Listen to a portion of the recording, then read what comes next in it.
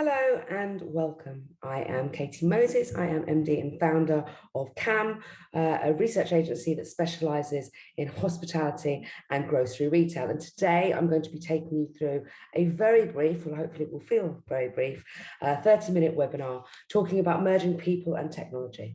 We're going to be focusing on brand new research that we have carried out in partnership with pointOne, where we got feedback from 500 customers and also frontline staff, and they told us what the new era of customer experience looks like. We know that customers are demanding more, and we know that they're demanding it faster. People are living their lives on demand, and with just a one-click bringing what they want to eat, drink, play, or watch within minutes to wherever they happen to be. But when it comes to customer experience in QSR, an operator has to think well beyond these sort of functional customer needs and also focus on that experience. The research that we have completed with pointOne also highlights the pressure on staff to deliver all of the above. And with current staffing challenges, it seems that the cracks really are beginning to show. So what am I going to take you through today? Our plan is to cover and to highlight some of the key takeouts from this research conducted with pointOne. It's available in a white paper that's been released just this week, and you can download it for free. I want to look at how people and technology can work together in harmony to deliver a sort of new level of service, a new level of customer experience. We also want to highlight the importance of implemented technology and supporting staff as well. It's not just all about the consumer, it is also about keeping the staff happy and freeing up their time to do the things that are important. Also, of course, this can improve working conditions for staff, which in turn will motivate them. Ultimately, it makes a career in hospitality more enjoyable than perhaps it would be without using this technology in the right way. I will be joined after this very brief webinar by the lovely Andrew Allen, who's co-founder and CEO of Biff's Kitchen, by Nigel Eadie, who is director of the original Pasty House, and by Paul Berryman, sales and partnership manager at pointOne. And we're going to discuss exactly how these technological changes are playing out currently within the industry. So let's have a look at some of the data. Despite the accelerated reliance on technology to deliver many of the aspects of the customer experience in QSRs specifically is what we're looking at right now, you can see here that actually the human touch will always play a central role in delivering a truly positive customer experience. You can see here that 86% of staff say that they play an important role in delivering an experience to their customers. And I don't think that anybody would deny that whether we have that technology in place or not, it's still incredibly important to have that human touch. Customers want to be treated with respect. They want to have flexibility. They want empathy. Only really a human can offer that. Technology is efficient, but it can't replace many of these subtle sort of service fronts that we deliver to customers. But we also know that, of course, both play a critical role in modern hospitality. QSR customers say that speed of service, staff friendliness, knowledge and expertise are absolutely critical when deciding on a venue. No surprise that speed of service is particularly important in a QSR environment, but it's not purely functional service factors that drive the customer's venue choice. You can see there, staff friendliness, staff knowledge, they all have a major effect, and they're just as important as the sort of speed of service and getting people their product on time and good quality. I guess people are just desperate for service with a smile a little bit. Isn't it lovely when you walk in somewhere and somebody smiles? So we mustn't lose that alongside bringing in this technology. But given current staff shortages, tight budgets, supply chain issues, that perfect storm that we're all talking about, the pressure really is on for operators to ensure that their staff have the time and space to look after the fundamental customer demands and consistently deliver the experience that customers expect. Quality, relevant training, great leadership, company culture, sorry, all of these are just as important as emerging technology, and they're all critical enablers for us to deliver the right experience. Let's look at service expectations. You can see here on the left-hand chart, we are talking about the top things that customers expect staff to do in venue. And this is what we asked those 500 customers that we spoke to earlier this month. There are 4 sort of critical touch points that we can see here. The first one is being greeted when you enter the venue. The second one is checking in when you receive your order. You know, how was your order? Is it okay? Are you happy with it? You know, those are things that even if the robots do take over the world and they can finally do that kind of thing, do we want them to? I don't think we do. I think that that is where having that human touch, having that basic, friendly welcome, friendly check-in, I think all of those things are incredibly important. And then if you look to the right, we've still got 33% of people who want staff to be proactively attentive to them.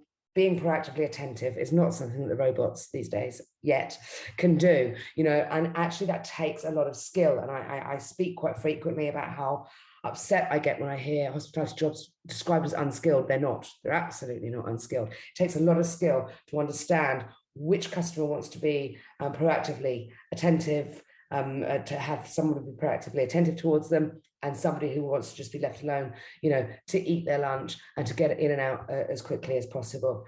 Only 12% of people want to do that. So we've still got 88% of people who want that human touch. To my frustration, the perception does still remain that frontline hospitality is a low-skilled job, which I absolutely disagree with, and I'm sure that any of you who have actually worked in hospitality would too. But let's just look at some of the things that customers want front of house staff to know. They want them to know what's on the menu. So all of the dishes, what are the ingredients in it? They want to know how they're prepared. And this obviously aligns with customer allergen risks. And this has obviously become even more important since Natasha's Law. The front of house and back of house need to be informed in those kind of things. They also want to know where their food has been sourced from, how each dish is prepared, how it's cooked, and then also have the sort of knowledge and foresight to recommend dishes. This is not an unskilled job. This is something that needs to be highly trained into staff, and that staff need to want to understand and want to share that knowledge with customers. The bad news here, though, is that many staff feel they don't really have that knowledge. So 22% of staff say they aren't able to answer questions about allergens. Are we therefore asking too much of staff, maybe, to sort of replicate the memory recall and capabilities of an online platform? Making this type of information, so allergens and how dishes are prepared, etc., readily available, perhaps through a technological platform, and most importantly, easily searchable for customers through digital tools in venue, can obviously ease the burden on staff, whilst also ensuring a quality and accurate experience. So this is an area in my mind where we can use technology to further support staff to do a better job. So let's talk about the cracks beginning to show. Now, it's a very well-known fact that at the moment we have staff shortages within the industry. A perfect storm of Brexit and COVID and various other challenges has meant that staff shortages are pretty much de rigueur, unfortunately, throughout the industry at the moment. And alarmingly, although perhaps not surprisingly, the research that we did with pointOne has actually, the staff shortages are starting to show. So 62% of customers that we spoke to noticed a staff shortage in the QSRs they visited in the last 4 months. 44% a reduced menu, 20% waited longer to be served. And remember that waiting to be served is already one of the major pain points in hospitality. 20% have noticed the price increases, and shockingly, 15% have noticed dirtier tables. So the cracks really are beginning to show. And just a note on that last one there, the 15% that noticed dirtier tables. In the current climate, with the sort of hygiene sensitivity that customers have, this is really incredibly worrying news. The sad thing is that the cracks in service levels are being felt by staff as well as customers. The knock-on effects of the shortages are leading to an overload of work, and therefore a sort of general extra stress and dissatisfaction.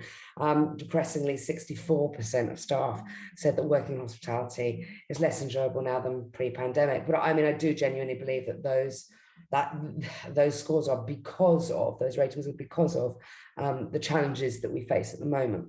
59% said that they are well aware that customer experience is suffering due to lack of staff. So again, this idea of staff being unskilled, they're not. They're noticing these things. They understand that the pressures on them are resulting in a detrimental effect to customer experience. So although there is definitely a need to attract more people to hospitality, The solution clearly shouldn't be just to fill all the gaps with more staff. Indeed, this at the moment looks like it's not possible. So many leading operators, and certainly a lot of our clients, are working on filling those gaps with technology and with automation, so that the staff and the team members can concentrate on delivering that customer experience and adding true value to that. And we're going to discuss this a little bit more later on our panel. The cost of a below par customer experience is crystal clear. The research identified that if customers were to receive poor customer service, the majority of customers only give QSR restaurants a maximum of 2 chances before they decided never to visit again. So it really is 2 strikes and you're out. We cannot afford to give bad service once, let alone twice.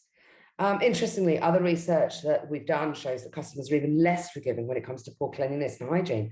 And if staff shortages are affecting this as well, then we've got even more cause for concern. Unfortunately, the very nature for human service makes for unpredictability. Hospitality staff can't work like machines, and we don't want them to work like machines. It's not called hospitality for nothing. But certainly tech can bring in that consistency and that efficiency. So when staff do slip up, they can, we all do. They may become frustrated, they may become tired. Unfortunately, research just shows us that too much of that is happening right now. And this is where we need to look into where technology can help. Far from making humans obsolete, you know, I'm not a big believer in this, the robots coming for our jobs thing. I think it's actually the robots coming to help us for in certain areas, so that we can get on delivering that great customer experience.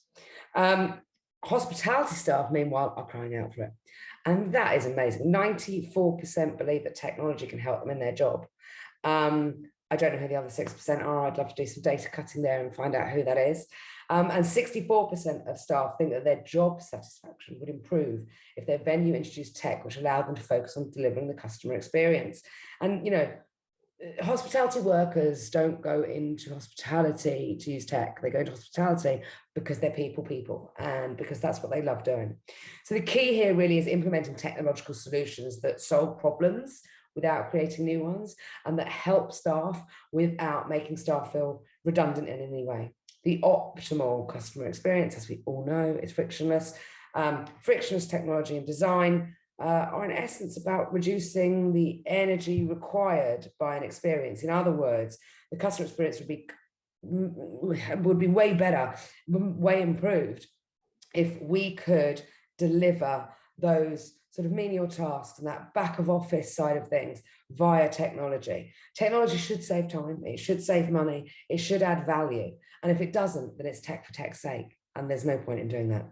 We've already seen that customers value the emotional connection and engagement of staff, and also the technological consistency and efficiency. So we need to learn exactly how we're going to mold that together.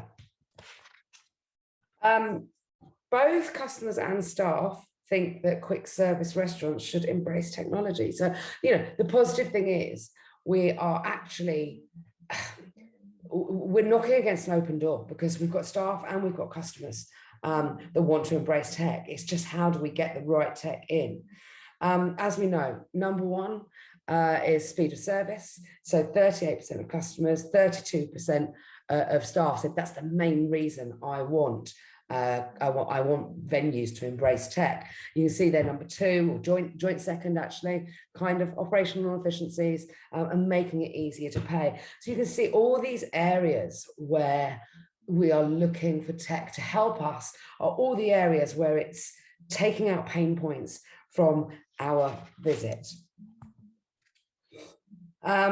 Digital solutions to deliver a great customer experience. What exactly do customers want?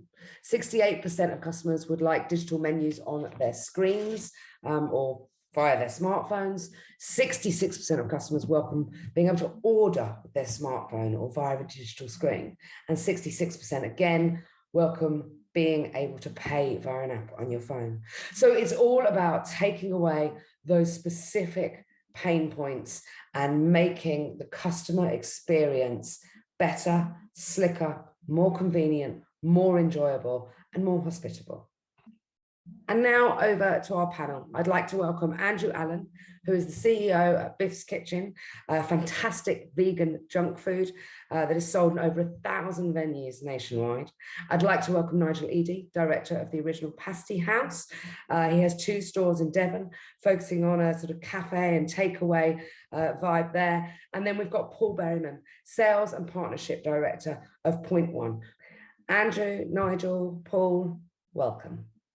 Let's start with some of the findings with the research that we did with pointOne.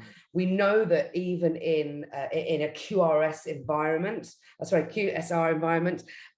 that speed of service is very important when choosing a venue. But also 85% of the 500 people that we spoke to as part of the research told us that staff friendliness was critical too, and that staff friendliness has become more important over the last 18 months. In fact, 44% of people told us that. We also know that the research identified that if customers were to receive poor customer service, 2 in 3 would give a QSR a maximum of 2 chances. That's it. It's just like 2 strikes and you're out.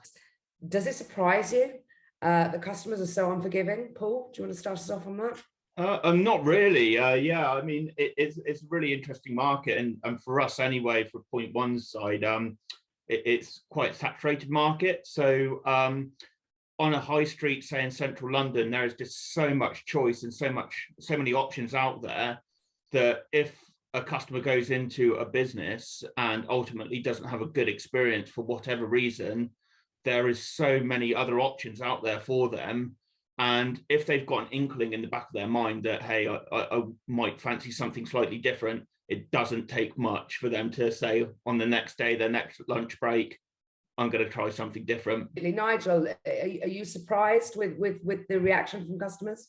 Well, absolutely not. No, I mean, I think that's that sort of reaction you'd expect, isn't it? Really, I mean, I think especially in this day and age, everyone, whether they are or not, feels like they work really hard for their money at the end of the week, and I think they expect value for money, and they expect almost, good customer service is now. It's a standard. That's what you expect, and everything builds beyond that, really. So absolutely, that's what they should expect. And to the earlier point about competition, there is so much competition that people now have, very, very readily available alternatives. Yeah, absolutely. You're absolutely right. So, Andrew, in your opinion, what do you think venues need to be doing to ensure that outstanding customer experience every time? Because it's now not just about mediocre. Mediocre is not good enough. It needs to be outstanding. So what should venues be looking to do? I mean, I'm sure we're going to come on to it. It's difficult at the moment in general for the environment, right? So it's very hard if teams are stretched and they're running at 1,000,000 miles an hour you've kind of got your sort of Maslow's hierarchy. It's like serve the food and not poison everybody, and then go up from that point onwards. And that is the challenge, right? Is how do you hold those things together? And I think when you think who's done a great job, like over the last 18 months or so, if I think locally where I'm Southwest London, High Street has had an absolute resurgence, and actually the local independents have done a great job because it's a different type of environment and there's a bit more of a front of house type experience. And how we get over that is difficult at the moment. Like, how do you, like, if you're trying to bring someone in and it's a high speed and it's a relatively high stress environment, trying to give people the freedom, one, to not be a robot, I think is important, and give them the flexibility and be able to, do things and surprise and delight and those things. That's important. And I think, yeah, I think there's also got to be a bit of, I think as customers, we've all become a bit sort of reasonably unreasonable, and it's just like we expect everything to be perfect amazingly, and I think there's got to be some kind of balance somewhere.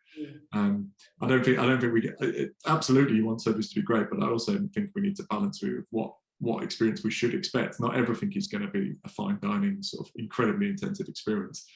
That's not what QSR is supposed to be in a lot of ways. So. No, well, I absolutely agree. I'm going to use your phrase reasonably unreasonable at home, by the way, see if I can get away with acting like that. Paul, tell me, you work with a lot of hospitality businesses. Who do you think is getting it right at the moment? Where have you been in and thought, right, you've got this balance of technology and people, and you've got great customer experience going on? Well, it's a difficult one. If we're looking at the QSR sector, I personally think it's about having a quick environment for the customer to come in, order what they want, but also have a good experience when they do meet the staff involved in the QSR. And it's about getting pretty much all those boxes ticked at the same time, which is quite difficult. Our guys who are using customer-facing kiosks like Chictopia and Avocado, they seem to be doing incredibly well because the customer come in, they can browse at their leisure, and then they can place the order, and they can do that all at their own pace. And then they interact with the front of house staff when they collect their order. That seems to be going really well at the moment. So it's mainly our customers that are using customer facing kiosks that seem to be doing really well at the moment. Right. Okay. Thank you. Now, I just want to go back to some of the research that you just saw me present just before this panel session. It was very worrying to see that the industry's current issues with staff shortages are already negatively impacting customers. I think the phrase I used was that the cracks are beginning to show, and 62% of QSR customers said that they've noticed staff shortages in the last 3 months, and 1 in 5 say they've been waiting longer to be served, and we know that's already a pain point for customers. 15% have noticed dirtier tables, which just makes me cringe, because we know that how sensitive customers are to hygiene issues at the moment. But also we saw there that 59% of staff think the customer experience is suffering, so they realize what's going on. Nigel, in your view, what could be done to address these issues? I mean, I guess when you're in a situation where you're really, really tight for people, it's a spiral of a lot of unhappiness for both the owner, the staff, and the customers in the short term. I mean, I can just speak from sort of what we did, which is we started to hire people 3 days into the very first lockdown, which people thought we were absolutely crazy to do so, but it's actually turned out amazingly well.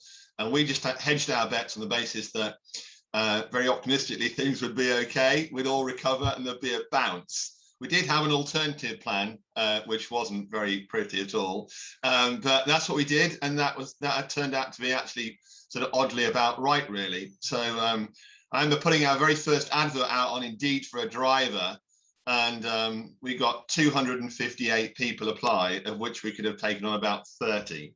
So absolutely incredible. It's different now, though. But things that we do, our sort of recruitment process is really all about flexibility. So we try and work out exactly what hours people want to work, and if we can fit them into our schedule, and they obviously have the various skill sets and they're good people and share our values as well, then we can get them on board. One of our things we say to our new staff is that our policy in terms of dealing with new customers or dealing with customers where things are not quite as they should be, is that we don't have any policies, which sounds a bit wacko, doesn't it really? But the net result is that we let people think about, if they were a customer, how would they like to be treated? Mm-hmm. And so there's no, I think the independents do a much better job, or because they have that freedom to do that sort of job. So you've got to, if you want happy and contented and loyal customers, it does start with a base of happy staff. Yeah, and experienced managers and managers that are motivated. So a bunch of things. And obviously, the whole point of this research that we have just run is to understand how technology can support that. And Paul, in your mind, how, what role does technology play in these staff issues that we've got at the moment, and helping to, attract and retain the caliber of staff that we need in hospitality? Okay, I mean, I used to be an operator myself before I worked at pointOne. And as an ex-operator, I just know how important it is for the tech to ultimately work. If tech doesn't work, and that then adds to staff frustration or queues, or the customer ultimately taking out their issues on the staff member, that will all add to the dismay of a staff member. And ultimately, if an operation hasn't got their tech right, it's the fundamental basis of how that they will operate, and the staff just will get fed up and basically will look elsewhere, in our opinion.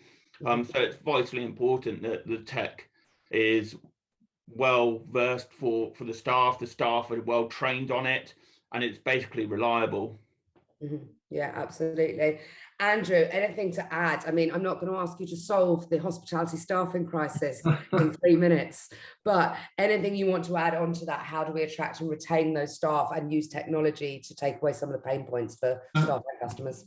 Well, I think Paul's right that importantly, tech that works. Like pre-food, I was in digital marketing advertising. And I think the best examples of that when tech worked there is when it was almost invisible. It's almost secondary. It helps, and you're absolutely right that it needs to be a value add, not a pain point. Because the second the stress comes on, we do a lot in delivery, for instance, and one of the challenges is when the kitchen's really busy in store, there's a temptation to want to turn off delivery and those kind of things. So there's always those kind of areas and set priorities. I want to just move on now to some of the insight that I just presented about staff knowledge and skill.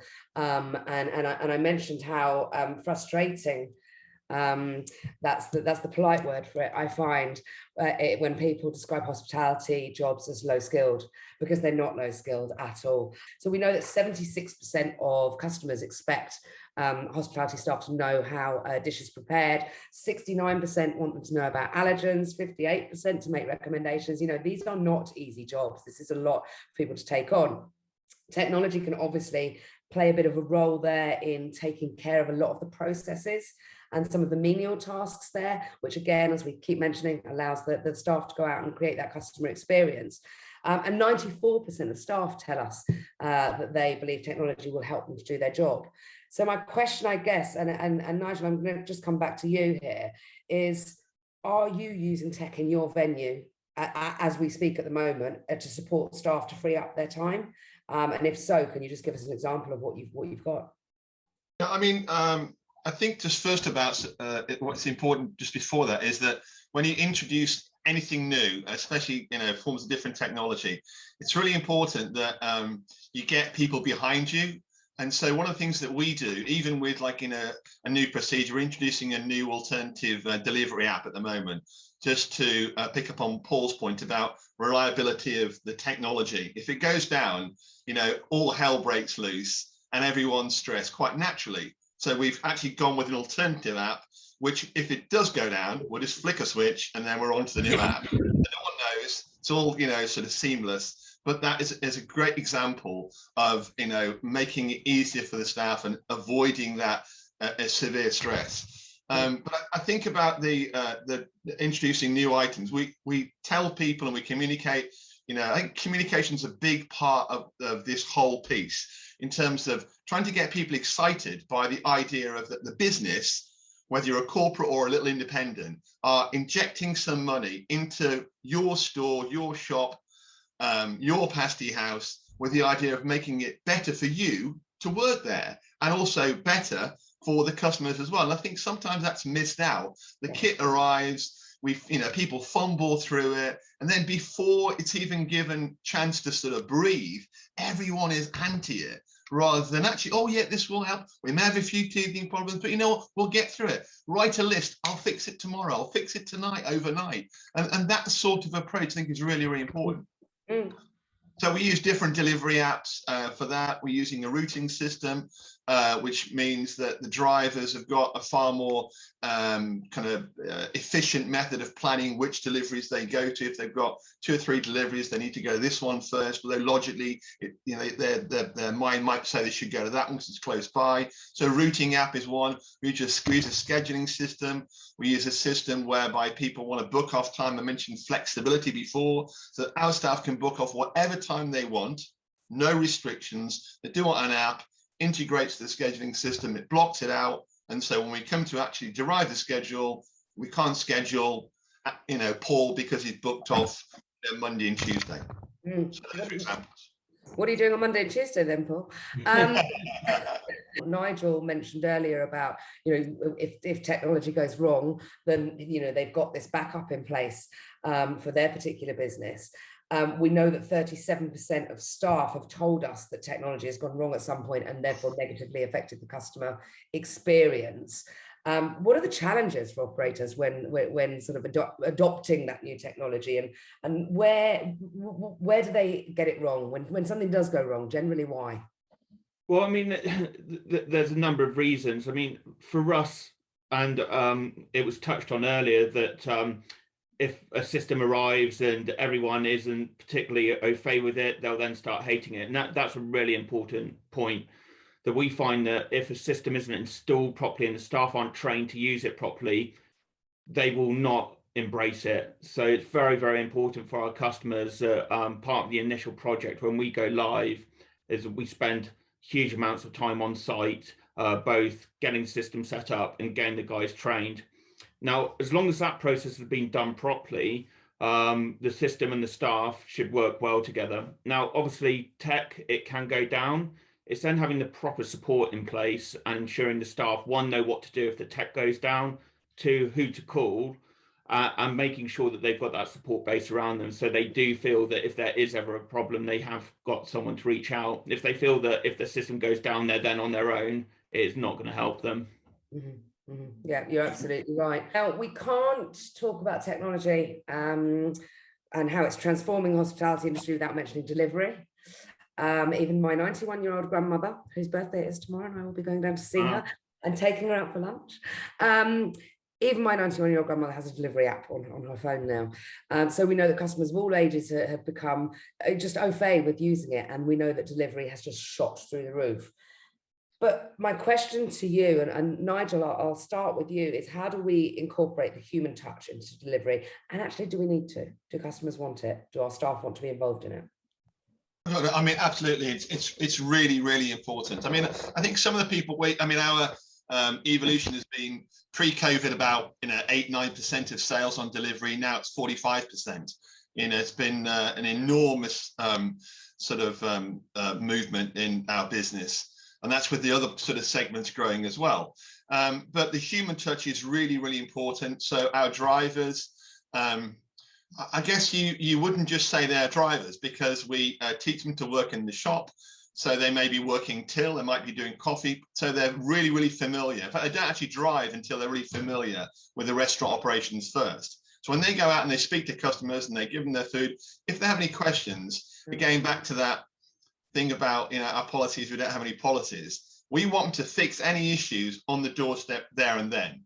So we'll give them a voucher code if there's something wrong, or there's something wrong with the previous order. Then we want them to feel that they can be able to fix that problem there and then, because the key thing is we want that customer to reorder again with confidence. So the people we recruit need to be have a high level of customer service awareness and skill, but also, like the idea. We want people who can talk to a lamppost. You know what I mean?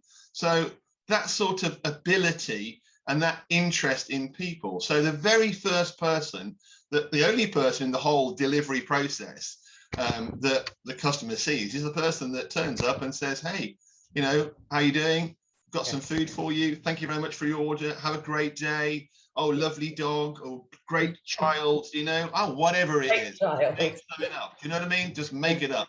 But it creates in a shop environment, you have touch points, and we're looking for lots of opportunities to capitalize on those touch points. A little kid comes to the window, he's got like a funny hat on. You make a point about that. You give the gingerbread man in a little bag to the child. The mum's over the moon, the kid's over the moon, but it doesn't cost anything. It's just thinking about it.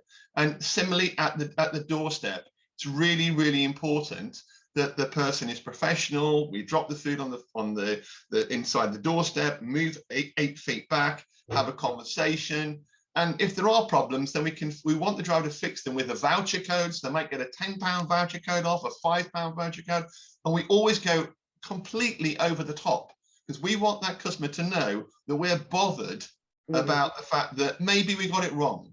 Actually, maybe they ordered what they didn't order, but we want to correct it. So that's the customer point is really important, and the ability of the driver delivering is absolutely crucial. Right, thank you, Nigel. So finally, I heard a great quote at an industry event last week from Chris Fletcher at Experience 101. Sorry, he said that hospitality hasn't changed. The world has changed, and we as an industry need to respond to that rather than react in surprise. I'll come to you for your final thoughts then, Andrew. Do you agree? Do you agree with what Chris says? And if so, just in your opinion, who's leading the way with getting customer experience right in QSR? So I think, well, do I agree? Yes, I think the challenge is, like, you need the pandemic was a great jolt, right? Everyone, oh, bloody hell, we've got to crack on with stuff. That said, I still think it still comes down to offering someone a nice, pleasant, a great experience, right? It's a treat. It should be a treat in one way or another. So whether that's great UX and it's actually tech-led and it's when I need to order, this is brilliant. Apple Pay remembers my details, bang. Because I remember when we first started, everyone was ordering from tables. The plethora of apps that were out there, and the ones that didn't remember any of your details, and to get a drink, you spent there for like 15 minutes typing it out, those kind of things.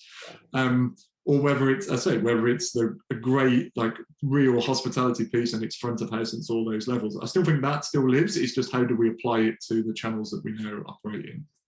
Thank you, Andrew. And Paul, just to finish off, what's your view on that? You know, is Chris Fletcher Experience 101 right? Hospitality hasn't changed. The world has changed around us. Do you agree with that? And who's leading the way in that customer experience in QSR? Who's using tech really well for customers and staff? Yeah, I mean, the world has definitely changed, especially since COVID. Ultimately, the end customer is able to order food in so many different ways than they were a few years ago. So order platforms have been mentioned. Obviously, you've still got the high street, but it's adapting to those guys and adapting to these order platforms and allowing your customers to basically order in as many ways as possible. We've got customers now going with the likes of Deliverect, who are then opening up so many different doors, and we're seeing that the amount of orders that they're getting are just like tripling, if not quadrupling, their intake of orders. We've got a nice QSR down in Bournemouth called Chicken and Blues. They've got a number of sites and they've gone live with Deliveroo recently, and it's just completely changed their business. So these guys are embracing everything, are the guys that are doing well, we're finding, and it's the ones that are adapting to change and making their product available in other ways are doing well. Great. Brilliant. Well, thank you so much. I know that we are now out of time, so I just want to thank you all for joining me on this webinar. Thank you, Paul. Thank you, Nigel. Thank you, Andrew. And on the screen coming up now, you will see the link to download this fantastic and really insightful piece of research that we've conducted with pointOne. So please go ahead and do that. Thank you very much, guys.